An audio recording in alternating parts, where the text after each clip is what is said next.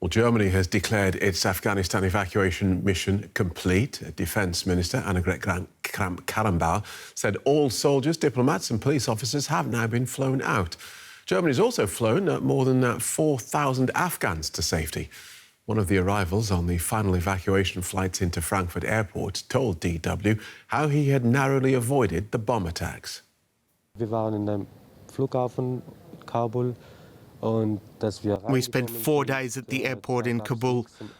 There was nothing to eat or drink. We nearly despaired. We wondered if we'd ever make it out. Today I thought to myself, if I don't make a flight, I will go home. Then luckily I managed to get on one. Later, I found out there was a terror attack right next to where I'd been waiting. Wo ich gewartet habe, gegenüber mir. Ich habe auch so viele Angst, weil meine Familie ist. I'm so scared because my family is still in Kabul. I'm frightened because I don't know what will happen to them. Was bekommt deine Familie in Afghanistan? As soon as I can, I will bring my family to Germany because Kabul is not safe. Dem Kabul ist unsicher ist.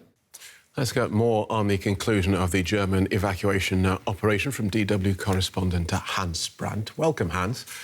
So has Germany left anyone behind, and what is likely to happen to them?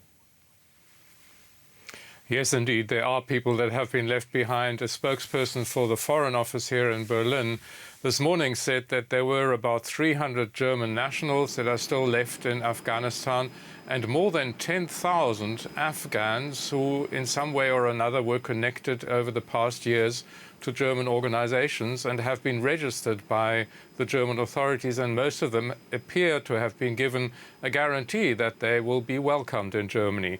That's a very large figure, much larger than we had anticipated in the last few days. At the moment, the German authorities are saying that they continue to bear responsibility for these people, that they will do everything in their power to help them to leave Afghanistan and to get to Germany. But it's become very difficult, obviously, with no German representation in Afghanistan anymore. There are appeals to these people to try and make it to some of the neighboring countries. If they get there, they will be assisted and speedily given papers so that they can go to Germany.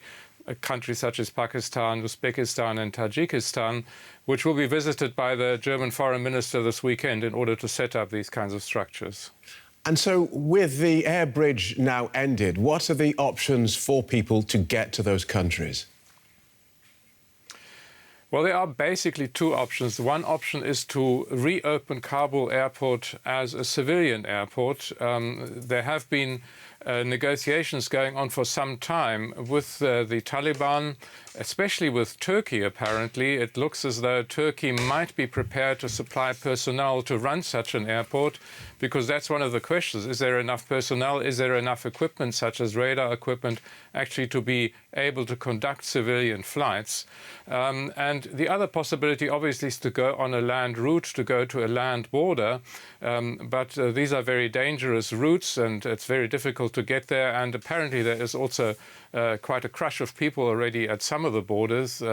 But the German authorities are saying they've got some reassurances from the Taliban, with the German envoy negotiating with them, that people Afghan people will be allowed to leave the country if they have the papers to do so, and that they will be assisted once they are outside Afghanistan.